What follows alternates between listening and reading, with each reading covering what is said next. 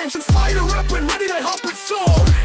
Flight 370 takes off from Kuala Lumpur. Mayday, mayday, dangerous lithium-ion battery fire. 239 lives at risk, situation so dire. Lost contact with this Boeing commercial airplane. Faulty satellite data being the weak link in this chain. 20 superconductor scientists on this flight. Does that have anything to do with it? It just might. 1, 2, 3 plasma orbs coming out of nowhere. It's the 777 smokes falling out of the air. Wide area motion imagery and military infrared showing us more and even more being left unsaid. 0-point energy, that's the technology. To these EVOs that are defying gravity. 3 off with dark lasers pointing the way as they teleport Malaysia Flight 370 away. Where did it go? What's the notion? Which island? Which ocean? It didn't crash in the sea or on land. Fourth orbit out west for this sleight of hand. For 4 days the passengers' phones were on. Who's responsible for these people being gone? Classified documents like a sales promotion. Debris found impossibly in the wrong ocean. Dark energy, ether, cold fusion, 0-point energy. Not solid, liquid, or gas. Plasma is the key. A paradigm shift in our technology. An unlimited reservoir of energy. Floating through the air round and round as we stand helpless on the ground. Orbs of light defying what we were taught. We've been lied to by science is my next thought. Whistleblowers dying again and disappeared. Heads of industry saying nothing to see here. Isn't that just a little weird? By humans this was created and engineered. 1, 2, 3 plasma orbs coming out of nowhere. It's the 777 wide area motion imagery and military infrared showing us more and even more being left unsaid. 0-point energy, that's the technology. To these EVOs that are defying gravity. 3 off with dark lasers pointing the way as they teleport Malaysia Flight 370 away. The ether is real. This is the spiel. The truth will come out. The truth will be shown. What happened to Flight 370? Around the world it will soon be known.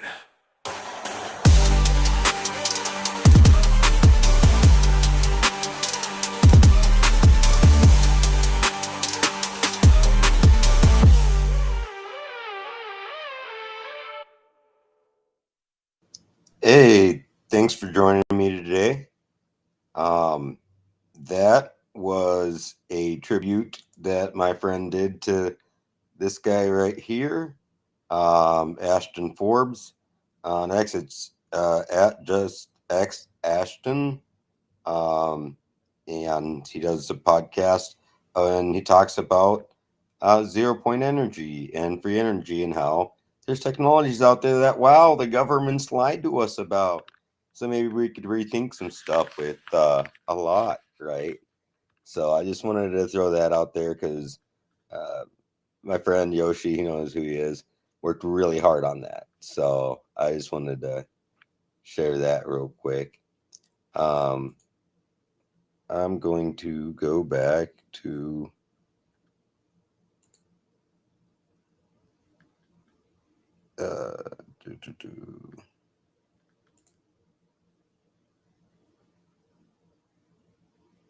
okay, 1 second here.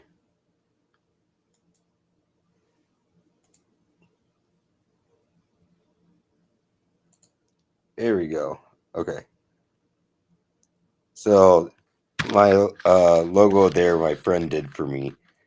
When I was in the military, I was known as a crazy corpsman because I'd stand up for my guys. And even if that meant like challenging authority, because I was only medical personnel for my command. So I had to make sure my guys were cool. But they called me the crazy corpsman because of that. Anyway, I just want to talk a little bit about Minnesota because everybody's like talking about Minnesota and both sides are going crazy with it. There's a lot to be said, and it goes back quite a ways. And we just need to stop like indoctrinating kids, right? So get back to teaching them reading, writing, arithmetic. Go look up the 8th grade tests that they had from like 1912 or whatever. A lot of those things, um, they were smarter back then because they were being taught correctly. They were able to do critical thinking. I'm not saying we all need to go back to the 1800s or nothing, but what I'm saying is that we can do better than what we are doing, and these kids are paying the price for uh, adults, whatever you want to call it. Um, and we need not to be indoctrinating kids, and they are. In just a second here, I'll pull up. I'm gonna pull up the Education Minnesota stuff, and a couple of things that I found. But the right has done it before too. Okay, with the Red Scare, and the Red Scare there was some stuff behind the Red Scare that was true, right? But I think that we need to address these things because the kids are our future demographically. There's going to be a lot of people getting old and dying. Okay, there's a decline in birth rate, and even of the immigrants that come here, the birth rate declines precipitously. Um, a lot slower, but we've already been below replacement rate. In fact, Africa, places in Africa, and I think one place in Asia or two, actually have a replacement birth rate still. Um, and that's an issue with demographics. Okay. So give me 1 second here. I'm just going to go back to the logo, and I'm going to pull up the Education Minnesota stuff.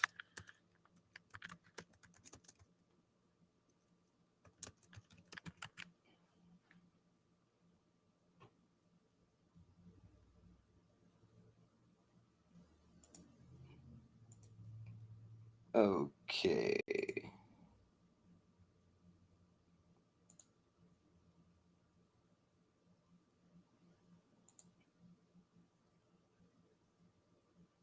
There we go. Cool. You can still hear me. And then I'm going to do this one. And then we're going to do this one. And we're going to do this one. These are the people that teach the teachers. In fact, here in Minnesota, we have something called MEA weekend, where the teachers get extra time off to go hang out with these guys at Education Minnesota, the teachers union. Okay. But here's what their big thing has been: MEA Fire, facing equities and racism in education. Okay. What is it? It is the Minnesota Educators Academy's member-driven program for facing inequities and racism in education, and aims to disrupt systemic racism and racial inequalities in Minnesota's education system. The FIRE program leads Minnesota's educators in a movement to live equitably, not equally, equitably, and practice recognizing and responding to inequities and injustices. Um, so that's what your teachers are being taught to teach to the kids. Okay. They have the Racial Equity Advocate Network. It's over 130 educators from around the state are currently active in their REA program, right? And we already said what it was right there. So, cohort. Their REAs work with Education Minnesota staff to deliver and fit to facilitate community learning experiences related to uh, participate in conflict resolution and restorative justice efforts within schools and district communities. Okay. Including their colleagues, administrators, local leaders, parents, and students. Okay. And then to develop an anti racism mindset, lead equity teams and cohorts to dismantle systemic racism at the local level. And there's some areas in Minnesota where it's totally different than certain other areas, dude. And this causes what they call blowback, right? You indoctrinate on the left, and they're going to want to buck against the system, so they're going to go and look up and be what's the opposite of left, right? You're the right, okay. So if you have the extreme left that's in charge, uh, what's the opposite of that when you're bucking authority? Extreme right. Okay, just like how some of the rise of the left was some of the more on the right stuff, and then it goes back and forth throughout history. Um, Here in Minnesota, that history goes back to the unions and the monopolies with James J. Hill and a couple other people that were railroading the farmers. And they were striking to make sure that they could actually be able to feed themselves rather than um, being paid very poorly because the people that ran the rails, the cold storage and grain storage, were manipulating them and making bank off it. And that's actually part of what happened during the Great Depression and a couple other things. It gets weird, uh, but there was a lot of money to be made there, and they did. So anyway, how they broke up the union bust. They did the union busting was they brought in people from the South, and like slave masters were freeing their slaves, but then sending them up contracted to work, and they would work up here in the in the whatever job it was. And that was a lot of the racism started out of that type of thing and more jobs and stuff like that. In the 1860s, no, it was 1870s and 80s, I believe. There's a couple black college students in Minnesota that went on to be very well educated and traveled, that were very on the Republican side, and it was interesting.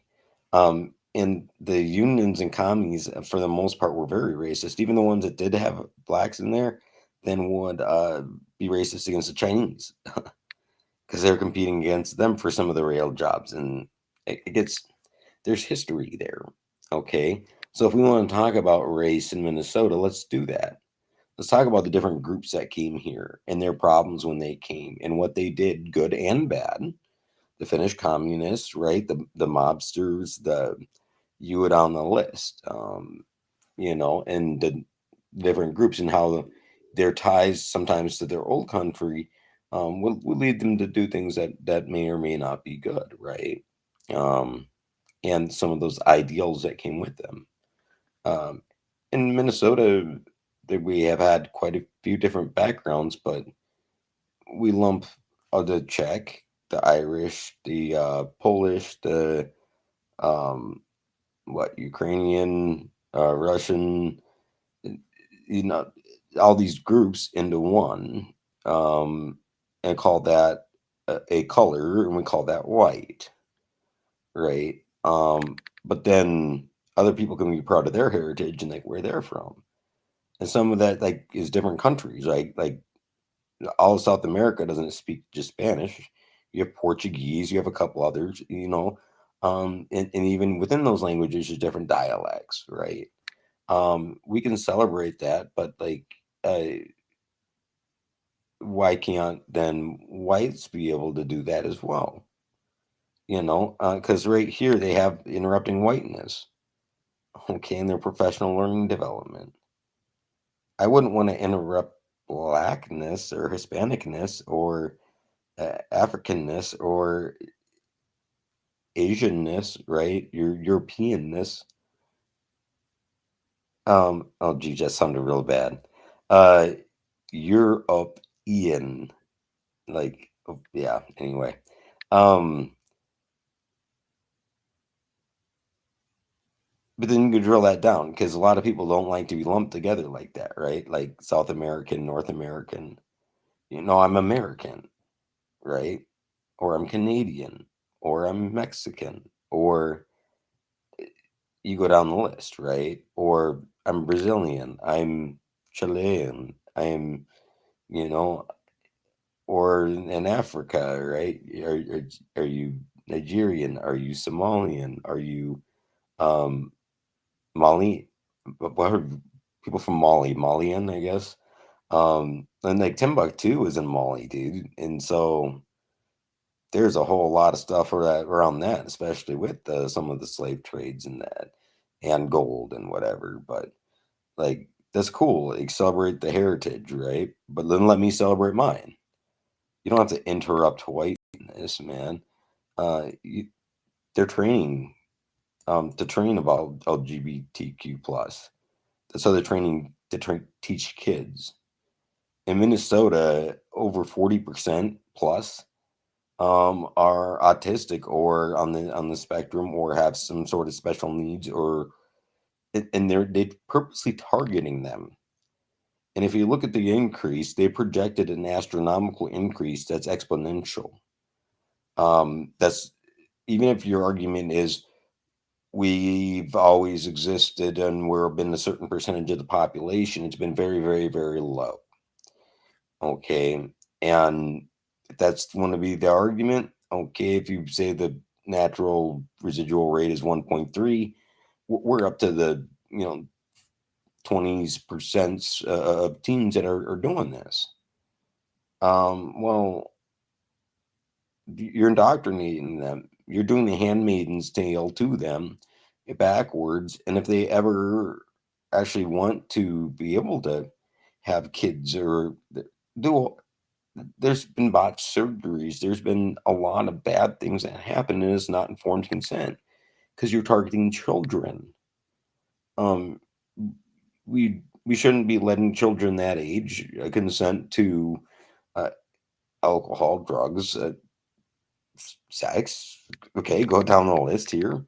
So why would we let them be able to consent to self-altering surgeries that may or may not go away? Because at that age, they're not even fully brain developed. There's just so much to that. But this is what their policies are. Okay, and they teach these kids that everybody that doesn't think like them is fascist, that they want to kill them, that they're Nazis. There's communist teachers. In fact, at that Catholic school, uh, the only thing I'm going to say about that is uh, one of the ladies that claimed to work there on Twitter was talking about wanting to name her kid Lenin Trotsky and talks about communism a lot. And has a lot of disturbing pictures on there um, that just concern me. Okay, um, so that's being taught to these kids, man. Um, Culturally responsive teaching with a racial justice lens. They don't want the kids to be proficient. I want them to be proficient. Let them have the skills they need to be able to read a contract, to be able to learn how to navigate life, including maybe some financial stuff, right? So that way they learn that at a young age. Um, like being able to own stuff and then leverage that to be able to build a business or whatever, you know what I mean? And you can do that from a very young age, especially if you want to be your own boss, if you want to learn to think critically, or even uh, set yourself up for studying on your own, and you can actually do things like do CLEP programs for college where you get partial college credit for having learned things. So if you wanted to study anatomy or you know what I mean, whatever else, by the time you get there, you could actually like have all your biology and stuff uh, partially done, or your prereqs for English, or there's a whole bunch of different things, right? Um, Now you'd have to do the labs and stuff still, but there's a lot of cool stuff that you can do, and you can learn to accelerate at and get kids excited about learning, but not that they shouldn't. Instead of raising everybody up to succeed at the same level, they're saying that it's racial oppression or social oppression, or people hate you if they want to bring you up to their level. Instead, you need to bring them down to yours. So then we can't expect kids to turn in their homework and show up to class. But showing up to class is how they get funded. There's a schematic that is 80% of the classes per day need to be attended by the student in order for them to get the state funding. So they're defunding themselves through not encouraging attendance, and it's encouraging the kids to think that, oh, I'm an adult at 12 because everybody else is doing this, and the stuff's getting pushed down earlier and earlier for drugs, for crime, for a lot. And it's not just in the Twin Cities. Okay, it's in Mankato, it's in Rochester, it's in even some of the smaller towns too, and including at some religious institutions. And there's a big Unitarian movement in Minnesota and Marxist movement in Minnesota that has infiltrated a lot of the churches. But there's also like the Zionist Christian nationalism type stuff, you know. And then you also have, a couple different things like the Unitarians, and then you have the Futurists, which are a group of people from like all different backgrounds. And I've talked about that before. I'm going to get back to the camera real quick. 1 second here.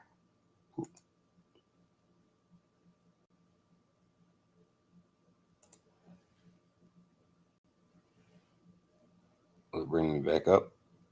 There we go. So this is stuff I've talked about a lot before.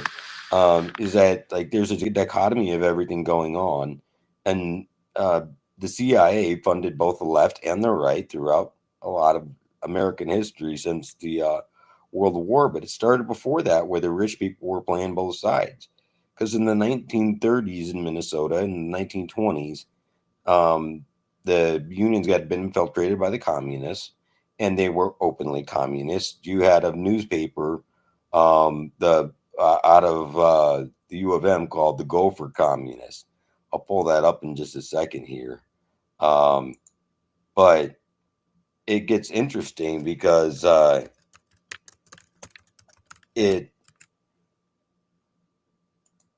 want to act like it was just Nazis supposedly here in Minnesota, and that people stood up against the Nazis or whatever it was. But even before that, at World War One, you had what they called the peace movement at that time was pro-war. Okay, they wanted to get involved in World War II to enforce peace around the world. And then you had the non-interventionalists, or the nationalists. Well, the nationalists were also against keeping the borders open, because at that time they had floods and floods and floods of people from Eastern Europe and different places that were not getting along. Ireland, a couple other places, and so what they wanted to do is say, hey, the population that's already here for immigration, we're going to allow that percentage of the population to immigrate. So if 90% of the population was from England, they would allow whatever quota they had. Let's say if it was 100,000 people, that they would have, if it's 90% from England, they would have 90% English of that. So that'd be 90,000, right? Let's just go with 80, right? So 80,000.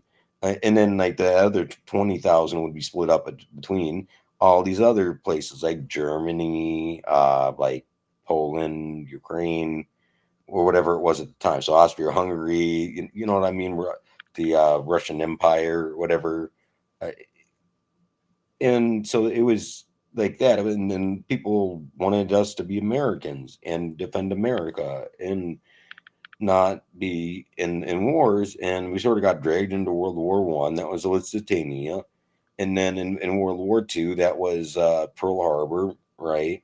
Um, and then what the Gulf of Tonkin for the Vietnam War. I forget what it was for Korea. I mean, this stuff never stops, you know.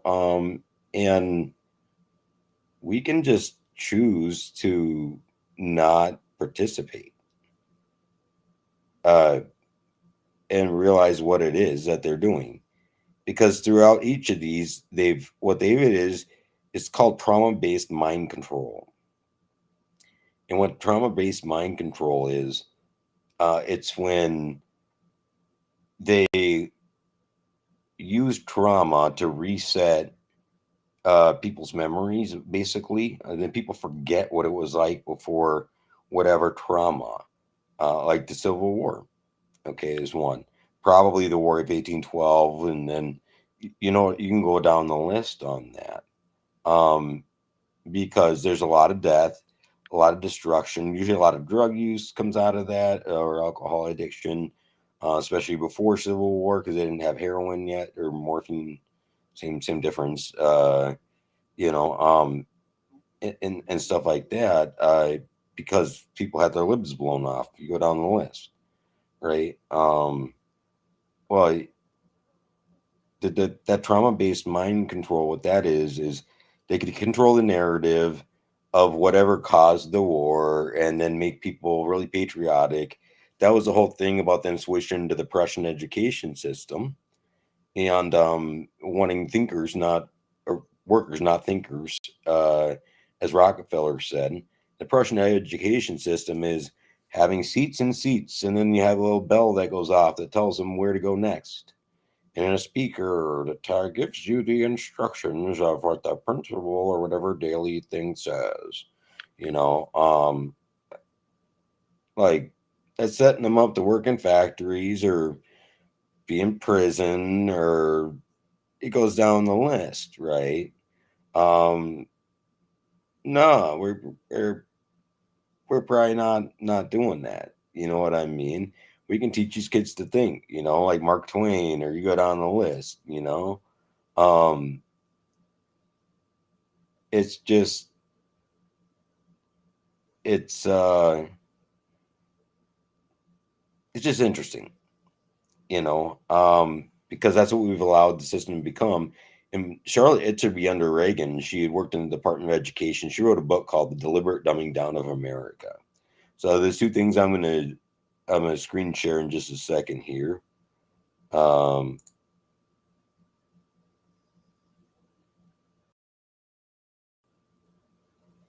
right here.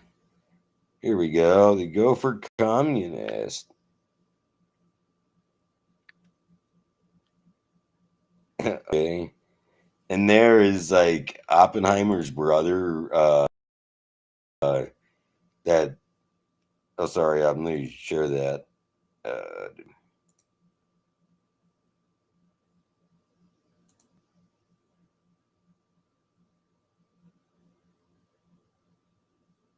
Here we go. So the Gopher Communist. Yeah, and that's they had that. And right around the same time though, they had the KKK float in their parade. So like, you know, um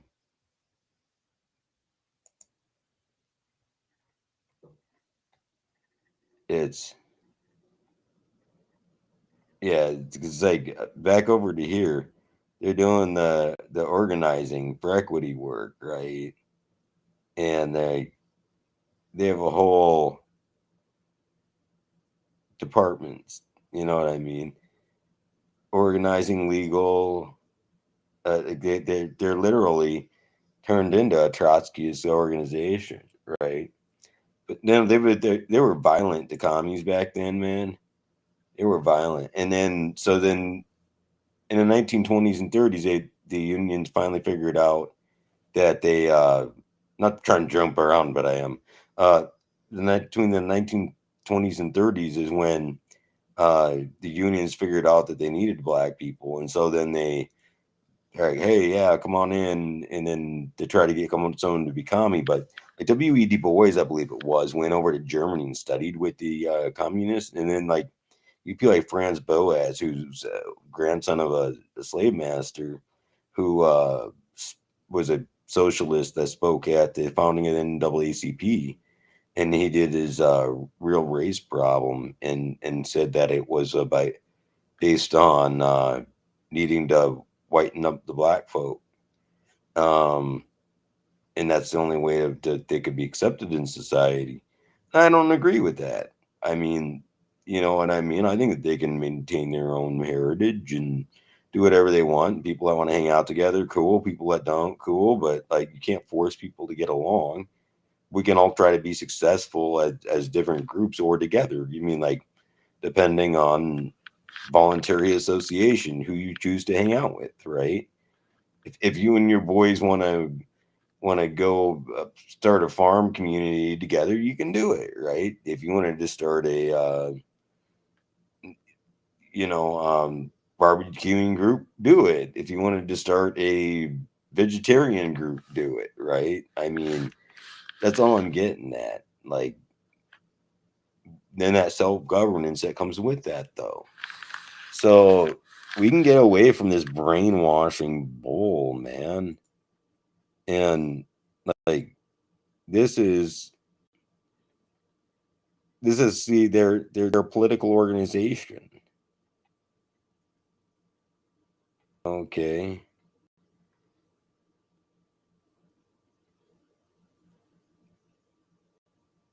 See, they divide us by sending police to monitor and punish black and brown students in schools, and denied funding to even cover the basics. But they're telling the kids it's okay if they don't show up. Okay. So the white students get the enrichment activities. They literally.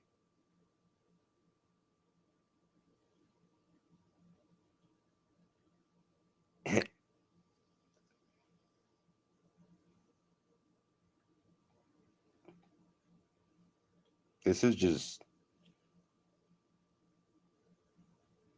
they can rewrite the rules. See? Like, they're on fire. Do do do do do do. Okay.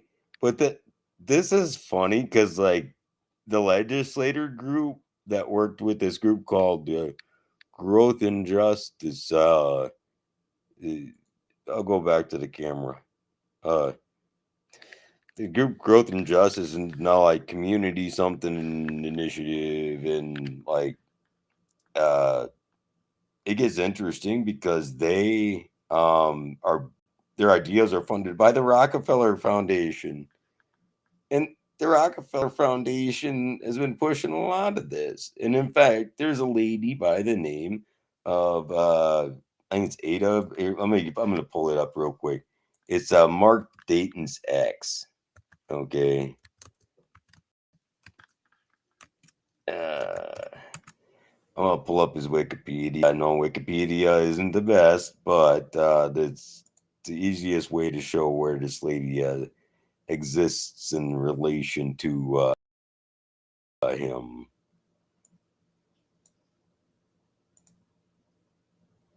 Okay. I'm gonna drop back down real quick.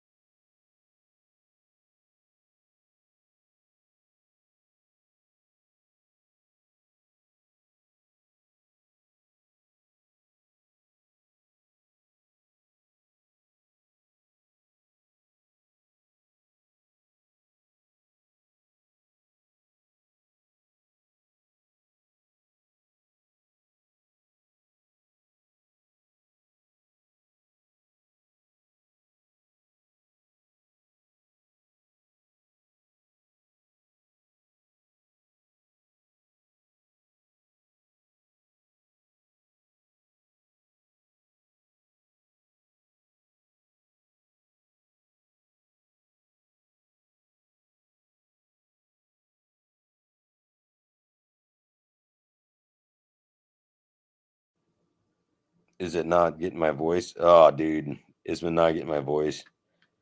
Okay, I'm done, man. No, yeah. Anyway, she gave a lot to progressive causes, and yeah, I guess I'm probably gonna have to redo this video then. Sorry, guys. I didn't realize that it was muted. But you guys take care. I'll redo it to where y'all heard everything else.